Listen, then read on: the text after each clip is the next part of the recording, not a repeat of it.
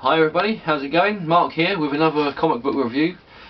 This one's a little bit of a short one because I ain't got that many comics. I'm only picking up comics on the internet just to keep me going until I go for my big comic book pickup from my local comic book shop, which will be at the end of the month. Unfortunately, my local comic book shop is about 40 to 50 miles away, so not so local, and I can't really go there every week to pick up the comics. It would just cost me way too much money. But we do have 4 comics to review, and they're pretty good. First up, we have from the new 52, the DC Universe, the reboot, we have Frankenstein, Agent of S.H.A.D.E. number 7. Now, as everybody knows, I'm not really that big on the reboot. I think it's pointless, and I think that, as most of us know, deep down know, this was just a way for DC to make money. Really, it had nothing to do with reinventing the whole DC universe and trying to get continuity into a way that people could understand. It was just to make money. But there you go. There's some good things that have come out of it. There are mainly terrible things that have come out of it, but that's by the by. Frankenstein, Agent of S.H.A.D.E. is one of the good things that have come out of it. It's a really good read, really well thought out character development in this comic. The artwork in it by Alberto Poncinelli is a little bit scratchy. It's a little bit not quite what I would expect for a comic book, but it's not bad. It doesn't take away from the actual story. In this one, if you remember last issue of Frankenstein Agent of S.H.A.D.E. number 6 was the issue which crossed over with OMAC number 6, and OMAC fought Frankenstein. Brother Eye managed to get into the compound, to the S.H.A.D.E. compound momentarily, but in this issue we find out that it was just enough time for the OMAC to download a virus into the computer system of S.H.A.D.E. so that it could take over the compound, and it could also take over the humanids, which are the drones, the android drones that run the actual S.H.A.D.E. compound. And also in this we see Ray Palmer in the new DC universe use his atom powers for the first time. And from what is said in this issue, I'm led to believe that Ray Palmer has never put on the atom costume ever. Father Time turns around to Ray Palmer and says, "That's a pretty good talent you've got there, maybe we should put you into costume." Ray Palmer turns around to Father Time and says, "I'm not actually that interested." So yeah, I think in this universe, unless they're going to redo the Atom character and give it to a completely different person, I don't think we'll be seeing Ray Palmer as the Atom anytime soon in this new DC universe.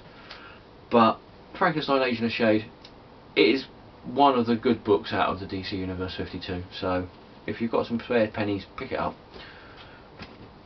Next up we have Resurrection Man number 7, and this is another one of the really good comics from DC Universe. If you've seen my previous reviews, you'll know that this is the original creative team from the first series of Resurrection Man.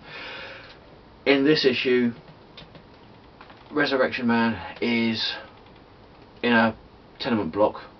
He's fast asleep, and then all of a sudden the whole place is surrounded by armed guards and police, soldiers and police, and that megaphone comes up, "Come out with your hands up." He thinks they're there for him. Turns out they're there for another guy who's got superpowers. In this one, Resurrection Man's powers are, to begin with, he can control fire, which is a good thing because the tenement building goes up in flames because of this other guy who has the power to be able to create force fields. And Resurrection Man saves the people in the tenement. He goes back in to fight the guy with the force field, and that's where he recognises the technology that is creating the force field for this other guy to use. He recognises it as something that he himself has used in his past before he became the Resurrection Man, and he ends up getting killed by the other guy. Comes back with psionic powers, the ability to create his own force fields, a bit like the Invisible Woman from Fantastic Four. and he realises then that his powers seem to be connected to how he dies. So however he dies, he gains powers to be able to stop himself from being killed like that again. Obviously this time he got killed by somebody who's got a force field, so he come back to life with the ability to create his own force fields and to stop this other person's force field from working, and he does, and saves the day. Really good comic, really enjoying this. There's not many comics out there that you get one character have so many powers. I mean, you could quite easily say he's like a one-man Justice League. In fact, at the moment, the way Justice League is going, I would say he's better than the one-man Justice League. So again, if you've got some spare pennies, Resurrection Man, well worth picking up. See if you can get the first few issues in trade, and then get the single issues, because it's really good. Next up, we have Scarlet Spider number 3 from Marvel. Another comic that I'm really enjoying at the moment. This is Spider-Man with all the powers but none of the responsibility.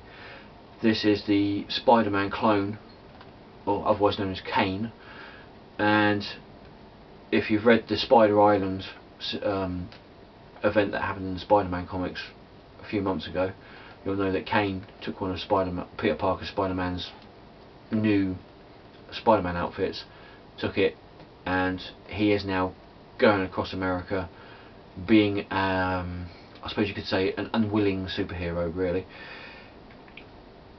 In this one, it's just basically a superhero book. In this issue, there's a little bit of backstory with Kane, but it's more of you'll see Kane going around, web swinging around the town that he's in at the moment, stopping muggings, stopping people getting beaten up or shot, and you know, I think it's just it's a filler story before you get to a really good juicy bit from this series.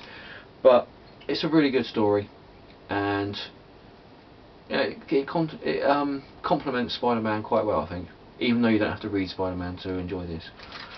So, pretty good. And finally, new from Vertigo, the DC imprint, we have Saucer Country number 1, and I really enjoyed this. If you liked the X-Files, if you like all the things that you see on TV about UFOs and alien abductions, if you've seen the film Fourth Kind, where they basically showed the people being hypnotised to relive their alien abductions, and that, this is the comic book for you. There is a Mexican senator that is looking to run for office in America, who keeps on getting strange flashbacks. She thinks that she's been drugged by her ex-boyfriend, ex-husband, but she ends up finding out, because the flashbacks get stronger and stronger, that she wasn't actually drugged by her ex-boyfriend husband. It was actually by aliens. She was abducted by aliens, and she is going to find out what is going on and why she was abducted and why so many other people around her have been abducted by aliens. For a first issue, this was really good. Lots of character development in it, a little bit of backstory from other characters and that, which is what you need, so you know where you are in these stories. And I'm looking forward to seeing this next month. I really enjoyed reading this. Brilliant pickup. If you can pick it up, see if you can. Right, so there you go. That's the comics that I got for this week. Hopefully I should be doing more videos soon.